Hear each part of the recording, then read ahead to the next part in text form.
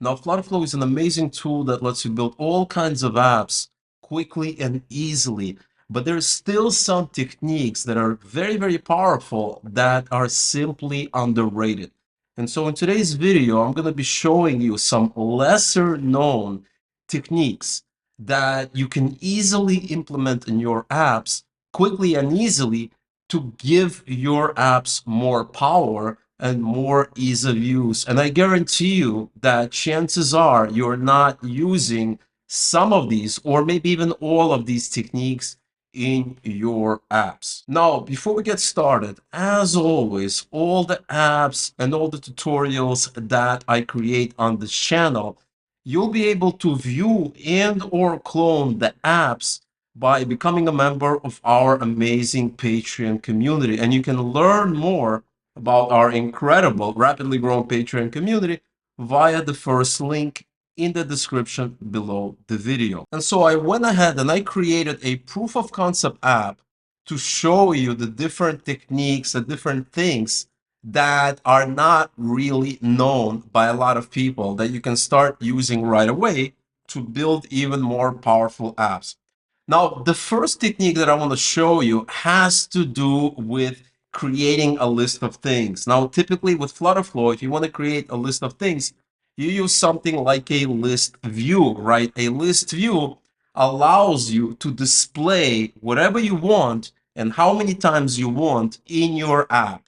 But there's an even easier way of doing it, okay? You can even do it on a row level, okay? So if you're sure that whatever you are, whatever you want to display is going to be arranged horizontally, you don't need to create a list view. You can easily do it on a row level by feeding the items here as, if you have existing items, or you can create even a backend query if you're getting data from some external source. So let me show you how this works. So right here in my app state, I have a fruits list, which is basically a list of strings, right? I have 10 different fruits here. And then I come back over here and I create a row with a carton text, just displaying these items a certain way. And on a row level, I basically come here and I just feed it the list of fruits that I have defined in my app state. And as a result, I have these items displayed horizontally, right? And if I run this app over here, you can see that I have these items, right? I can even make it scrollable if I want to. I can disable scrolling by simply coming over here and enabling scrolling or disabling scrolling, okay? Now you can do the same thing if you want your items to be displayed vertically, right? You can basically create them by feeding them on this column here, right? So I have the same thing exactly. I have my fruits list, fruit item, and I have a card text just to style the items, okay? And as a result, we have the same behavior, but now they're displayed vertically, okay? So we don't really need to do a list view in this case if we know ahead of time how we want those items to be arranged, okay? With a list view, we are a lot more flexible. But if you know that, you want to display your items horizontally, then you can just feed them on a row level. If you want to, display your items vertically, you can just feed them on the column level, okay? So it's a very, very powerful technique that a lot of people are not aware of, all right? Now, the next technique that I want to show you has to do with forms, okay? I had some questions in my private communities about, how to make sure that a person is going to enter a certain value in a certain format. So like something like Social Security in the US, right? You have 3 digits, you have 2 digits, and then you have 4 digits. Okay, so how exactly can you do it? Well, with FlutterFlow, you can easily do it by having a form over here, and then on each specific field, you can specify, right? So for instance, I have this phone.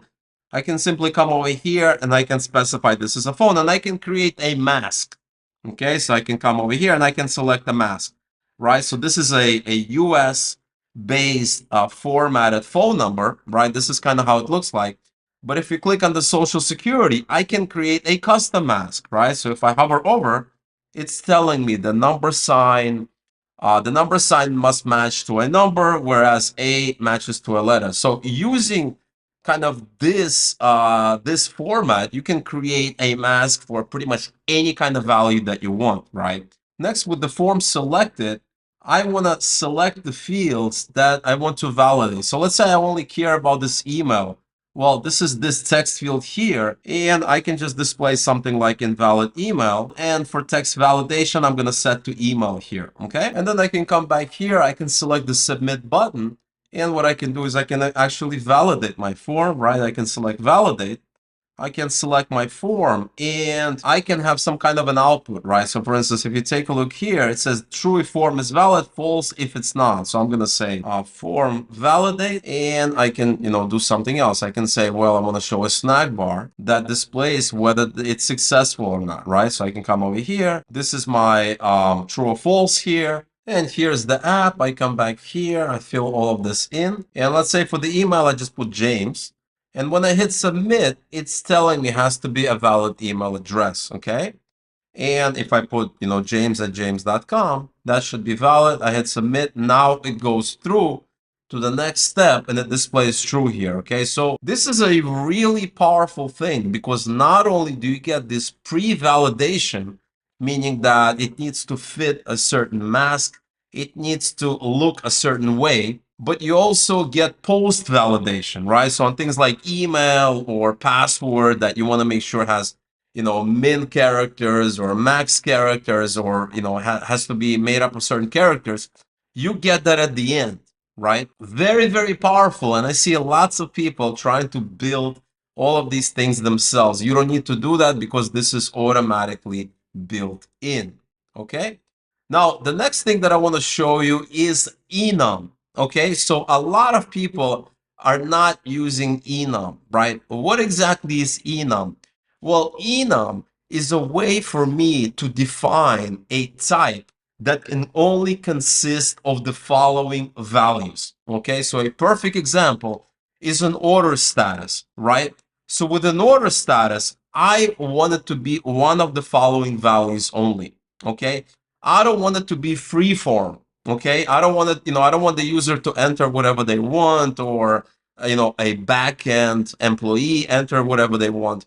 I want it to be just what I've defined it, right? And enums are very, very powerful, okay? Because on one hand, you can enter anything that you want, and that's prone to error, right? So if I enter a status that doesn't exist, like new, right? I don't have a new status. These are my possible values. And so this allows me, this forces my app to behave a certain way. So let me show you how this is set up. So the first thing you need to do is you need to come back over here and you need to click on enum, and you need to define your enum, type. So I have the status type, and these are the values, okay? The next thing that I can do, and this is the fun part, is that I can go here in my app and I can actually display the values, right? So in my drop down, I can, where you have defined options, I can simply click here and I can define my enum, right? So this enum is here. I can just select status type and I can select values, and that's automatically going to display the values, okay? And the next thing that we need to do is when the user selects a value, we need to validate the value, okay? And I actually do that using a custom function, right? So I have this get enum, and what we're doing here is we're basically getting the value that the user has entered, and we are seeing if it matches one of the enum values, right? Because the thing here that you need to understand is that these values here, they're not really enums anymore. These are like text values, right? Because with a drop down, even though we're feeding enum values, these are text values. And so what I'm doing here is I am taking the value that was fed and I am returning the enum, okay? And that way you can create, a new record, a new type, stuff like that, right? So if you come over here, you can see that we are creating a new order, right? And this new order, well, what is this new order, right? If we come over here, this order type has a status. Well, it's going to have many more fields, but one of them is a status. And this is a status type. And so we take whatever the user gave us and we convert it to an enum. And so if we come over here, we can select preparing, and I do new order, and it's telling us created new order preparing. If I select out for delivery, new order, created new order out for delivery. And that's a lot better than entering it in a free form field, right? So anytime you know for a fact that a certain variable is going to be, limited to specific values, you want to be using enum here, right? Because that's going to save you so much time and so much kind of debugging and errors and all of these things. So definitely use enums in specific situations. Okay. Now, the next one that I want to show you is actually one of my favorites, and this allows you to create a wizard, meaning a form that you can go to different pages on, and it will automatically save the values. Okay, so as the user is filling them in, once the user goes to the next field, those values are automatically saved. So let me show you a demo here, right? So I have the first page of this wizard that has two input fields. So I'm just gonna say, I don't know, input one and input two, so that we know what these are. I'm gonna hit next and I'm gonna put input three. I'm gonna hit next, I'm gonna put input four. Okay, so I'm filling out this form, and let's say I'm done. Well, if I go previously, all of these are saved, right? So even if I go to another page here, I'm doing something else, I get a call, I'm distracted, I go back here, they're still there, right?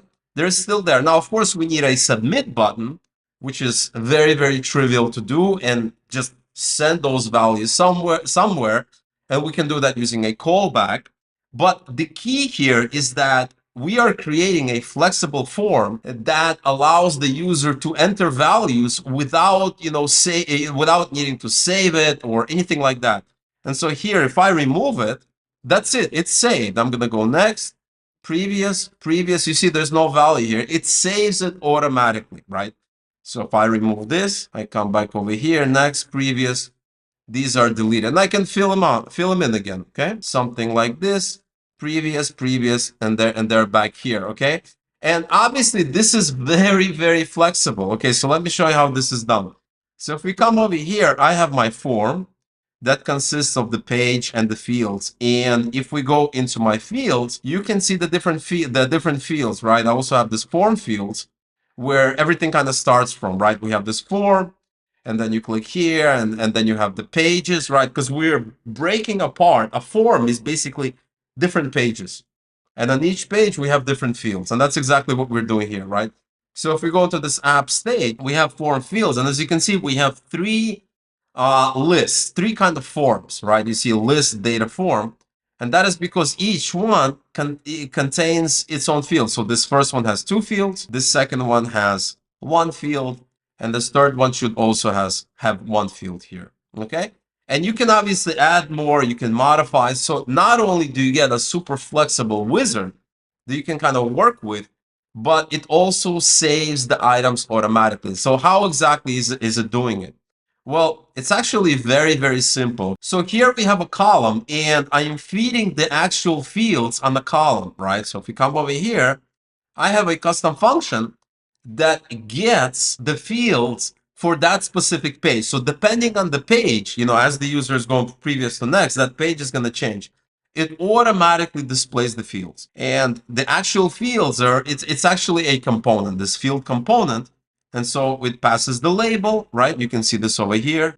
We are passing. So if we come over here, you can see that we're passing the label, we're passing the field num, page number, field value. And then on the component, right, if we come over here and unfocus change, right? So when the user leaves the focus, right, they type something, they go back, or they just do something else, that's a focus change, right? And this is the key here. On focus change, we basically update the app state. So we know what page this specific field is on, right? Because we're being passed that. And so once we find the page, we can also find the specific field because we have the field number that we're basically passing. Then we just update the fields with the value there, right? Very, very flexible and really nice.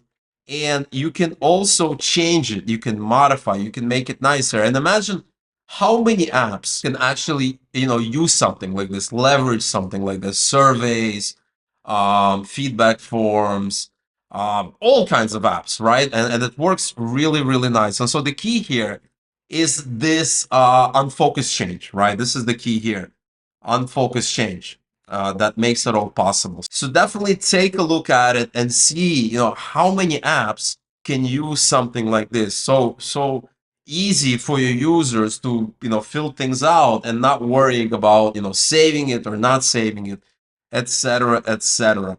And last but not least, I want to show you another technique that I'm sure many people had no idea even existed. And that is when you can route an API call through a cloud function. Okay, so as an example, let's say we come back over here. This is the example here. And I have, when this page loads, I have an API call that calls a weather service. Okay, and it gives weather for Madrid, Spain. And this is the current weather in Celsius. And here we have the conditions here. And so this is a very, very simple call, right? So if we come over here, we're basically doing this API call when the page is loaded, right? So if you come over here, we have this API call, and we basically update page state that reflects the values on the page, right? Because when the page initially loads, it shows 0, right? It shows 0 because we haven't loaded the data yet, okay? And once we've loaded, we displayed the values. Now, if we come back over here, this is what the API call looks like. You see, it has my API key. And let's say I want to hide this API key. Well, how can I do it? Well, there's really no other way than using a proxy, using an intermediate API to do it, because there's no way to hide it, right? It's just, this is how it's designed. And the problem is, if you're using this as is, remember, FlutterFlow is, if you create a web app, a user is going to see that, right? This API call is going to be available because it's running in the browser, right? So this is not something that you want to do, right? This is a bad approach anytime you're exposing API keys, okay? And so what we need to do is we need to click on advanced settings and we need to click here, okay? When you do that, you can just hit save and you're going to be presented with this screen here. Here you can give your private API a name here, right? This is optional.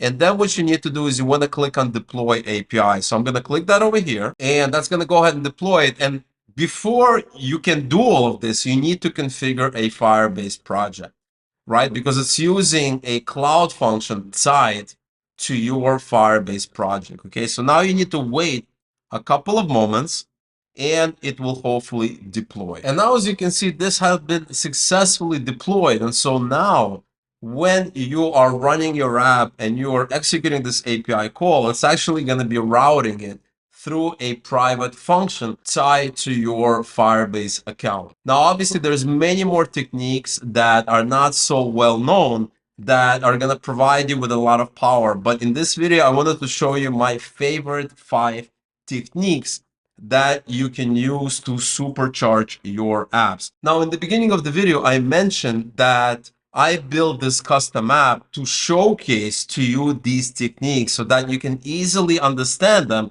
instead of me explaining it to you, how they work without kind of showing you all the bits and pieces. And really the reason that I built this app is so that you guys can view it and you can clone it and you can kind of experiment it, and you'll be able to do just that when you join our incredible Patreon community. Because when you join our incredible Patreon community, not only will you get to become a part of an amazing community, but you'll be able to view and or clone this app right here so that you can see exactly how I build these techniques, right? Because each of these techniques carries with it something super valuable, super useful that you can leverage in your apps. And remember, it's not only this app that you'll be able to view and or clone. You'll be able to view and or clone pretty much all the apps that I built on this channel. They're all there.